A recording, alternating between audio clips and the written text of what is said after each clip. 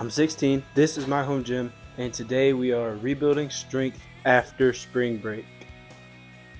Alright, took a break after the last strength block. This week we're getting ready for the next one. On these warm-ups, really focusing on getting deep and opening up the hip flexors. Okay, getting into the top set now. Choose a weight that you know you can get 2 to 3 reps for. Like you've done it a bunch in the gym and you know you can get 2 to 3 reps. Not proud of it, but I did drop this next rep.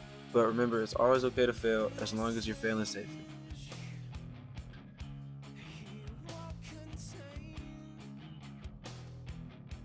Getting into 2 back off sets, looking for 4 to 5 reps.